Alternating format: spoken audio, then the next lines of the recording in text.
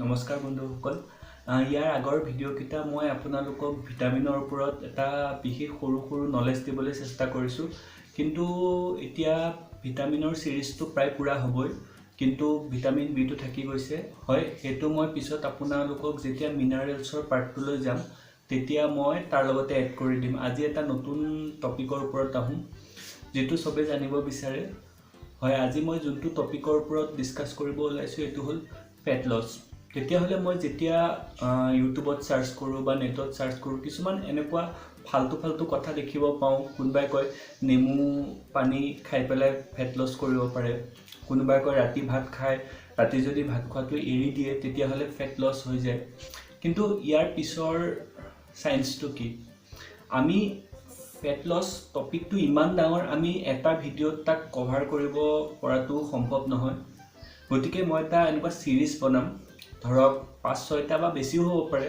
তেনেকুৱা ভিডিঅ'ৰ এটা সিৰিজ তাত মই প্ৰতিটো টপিক আপোনালোকক সামৰি লম ওয়াৰ্কআউটৰ তাৰ মানে কি প্ৰভাৱ আছে আপোনাৰ ফেট লসৰ ওপৰত নহলে বা আপোনাৰ ডায়েটখন কেনেকুৱা হ'ব লাগে বা ইমান ইজি বস্তু এটো নহয় ফেট লসটো তেতিয়া হলে আজি প্ৰথম ভিডিঅ'টোত মই আপোনালোকক ইন্ট্ৰো টাইপৰ এটা দিম আৰু ইয়াৰ পিছত মই প্ৰতিটো স্পেসিফিক টপিকৰ লগত আপোনাৰ ফেট লসৰ ৰিলেশনশিপটো আপোনাক বুজাই দিম যেতিয়া মই আপোনালোকক ফেট লস স্পেসিফিক টাৰ্মটো ইউজ কৰোঁ তেতিয়া এটা কথা মনত ৰাখিব ইয়াৰ লগত আপোনাৰ ওয়েটৰ এটা ৰিলেশনশিপ আছে কিন্তু এনেকুৱা নহয় যে আপুনি ফেটৰ নামত আপোনাৰ যোনটো ওয়েট আপোনাৰ যোনটো মাসল ওয়েট এইবোৰ যাতে আপোনালোকে কমাই নিদিয়ে সেইভাবে আপোনালোকে মাসল বসাই পেলাই যদি ফেট লস কৰিব বিচাৰে হেতু এটা লং প্ৰসেস কোনোবাই আপোনাৰ ইউটিউবত ক'ব পাৰে 15 দিনত ফেট লস বা আপুনি 10 দিনত এইটো কৰক আপোনাৰ ওয়েট লস হৈ যাব হেবোৰ একদম ফেক ভিডিঅ ফেট লসৰ কথা জানিবলৈ প্ৰথমতে আপোনালোকে দুটামান টাৰ্ম গম পাব লাগিব এটা হ'ল BMI হয় বডি মাস ইনডেক্স অৰ্থাৎ এটোৰ লগত ৰিলেট কৰি আমি এদিনৰ ক্যালোৰি অৰ্থাৎ আমি কিমান খাব লাগে কিমান নালাগে হেতু ডিপেন্ড কৰে অৰ্থাৎ আপুনি ধৰক এজন 80 কেজি ওয়েটৰ মানুহ আৰু আপোনাক BMI হিচাপত ক্যালোৰি লাগে প্ৰায় अराउंड 2500 ওচৰত গতিকে আপুনি এই 2500 ক্যালোৰিৰ যদি তলত আপোনালোকে নিজৰ ডায়েটখন ৰাখে তেতিয়াহে আপোনালোকৰ ওয়েট কমিব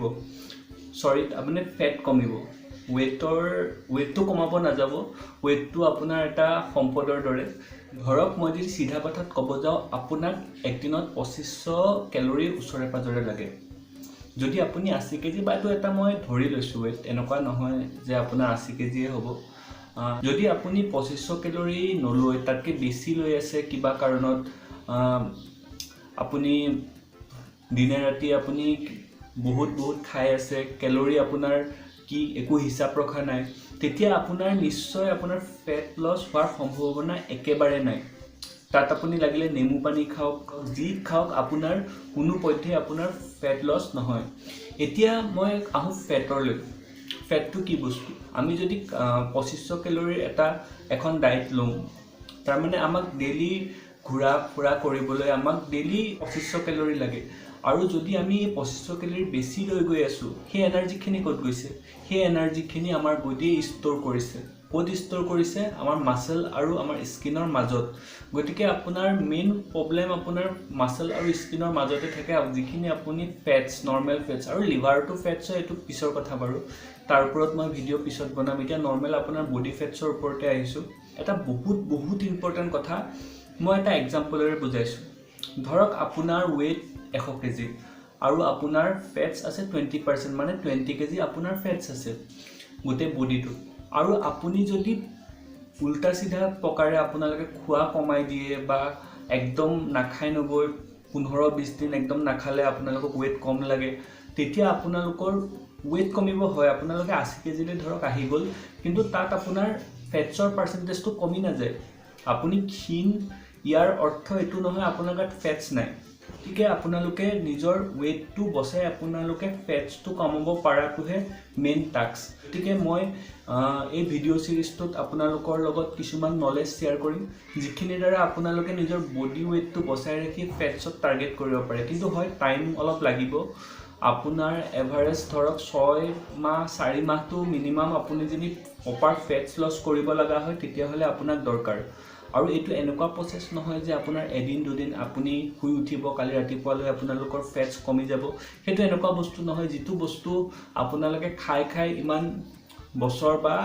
কিছুমানে কম সময়তো পুৰা কৰিছে, সেইটো আপোনালোকে এদিন দুদিনতে কমি যোৱা বস্তু নহয়। আৰু এটা ইম্পৰ্টেণ্ট কথা, কিছুমানৰ ধৰক ফেটছৰ টেণ্ডেঞ্চি বেলেগ বেলেগ বডি পাৰ্টত বেলেগ বেলেগ। ধৰক কিছুমানৰ পেটত ফেটছ আহি যায়, কিছুমানৰ থাইছত ফেটছ আহি যায়। আমাৰ ফিমেলবিলাকলৈ চালে যোনটো ইণ্ডিয়াৰ টেণ্ডেঞ্চি, এইটো আপোনাৰ ভৰি ফেলে বেছি ফেটছ আহি যায়। আৰু আমাৰ যোনটো মেলৰ এইটো আপোনাৰ পেটত ফেটছ আহে বা ডিঙিৰ এই তলৰ অংশখিনিত আপোনাৰ ফেটছ আহি যায়। গতিকে ফেটছ যেতিয়া আপুনি কমাব যায়, আপুনি স্পেচিফিক এটা পাৰ্টৰ পৰা আপুনি কেতিয়াও ফেটছ কমাব নোৱাৰে। হয়, ফেটছৰ চবতছে ডাঙৰ চাইন্স সেইটোৱেই, আপুনি পেটৰ এক্সাৰচাইজ কৰি আছে পেট কমাবলৈ, আপোনাৰ পেট কোনোদিনেই নকমে। ধৰক আপুনি কেতিয়াবা খাওঁতে ভাবিছে নেকি আপুনি অকল মুখৰ কাৰণে খাব, পেটৰ কাৰণে খাব, বাইচেপৰ কাৰণে খাব, ট্ৰাইচেপৰ কাৰণে খাব? আপুনি যদি খাওঁতে কেতিয়াও এটা স্পেচিফিক পাৰ্টত আপোনাৰ শক্তি বা আপোনাৰ কেলৰি দিব নোৱাৰে, তেতিয়াহ'লে আপুনি যেতিয়া কেলৰি ৰিডিউচ কৰিব, আপোনাৰ ফেটছ কমাব, তেতিয়া আপুনি কেনেকৈ ভাবিব পাৰে এটা স্পেচিফিক পাৰ্টৰ পৰা হ'ব পাৰে? গতিকে ফেট আপোনাৰ হোল বডিৰ পৰা হ'ব। আপুনি যেতিয়া ফেট কমাব তেতিয়াতো পাৰ্চেণ্টেজত কমিব আৰু বডিৰ প্ৰতিটো পাৰ্টৰ পৰাই আপোনাৰ কমিব। তেতিয়াহ'লে আজিলৈ ভিডিঅ'টো ইমানেই, মানে ছিৰিজটো ষ্টাৰ্টিং কৰিছোঁ আৰু লাহে লাহে আপোনাৰ প্ৰতিটো টপিকৰ ওপৰত মই পূৰা এটা ডিটেইলছ নলেজ দিম, যাৰ দ্বাৰা আপোনালোকে কোনো ডাইটিচিয়ান বা তেনেকুৱা নিউট্ৰিচিয়ান জিমত কাকো সুধিব দৰকাৰ নাই। আপোনালোকে নিজে নিজৰ খাদ্য তালিকা বা তেনেকুৱা এক্সাৰচাইজ নিজে এড কৰক, আপোনালোকে নিজে তাৰ প্ৰমাণ পাব। তাৰ কাৰণে আপোনালোকে এডভাইচ বা তেনেকুৱা নেমু পানীৰ সহায় কেতিয়াও ল'ব নালাগে, এইটো যোনটো একদম ফাল্টু কথা। গতিকে নেক্সট ভিডিঅ'টো চাব। নেক্সট ভিডিঅ'টোত মই আপোনালোকক ডায়েটখন আপোনালোকে কেনেকৈ মেইনটেইন কৰিব পাৰে, নিজৰ খোৱা বস্তুখিনি বজাৰৰ পৰা একো এক্সট্ৰাকৈ কিনিব দৰকাৰ নাই, এইখিনিৰ পৰা আপোনালোকে কেনেকৈ আপোনালোকে ফেট লছত হওক বা পিছলৈ যেতিয়া মই মাছল গেইনৰ ভিডিঅ' বনাম তাত হওক কেনেকৈ এড কৰিব পাৰে তাৰ ওপৰত মই আপোনালোকক গোটেই ডিটেইলছত ক'ম। তেতিয়াহ'লে শ্বেয়াৰ কৰিব ভিডিঅ'টো আৰু ছাবস্ক্ৰাইব কৰি দিব। তেতিয়াহ'লে আজিলৈ বাই।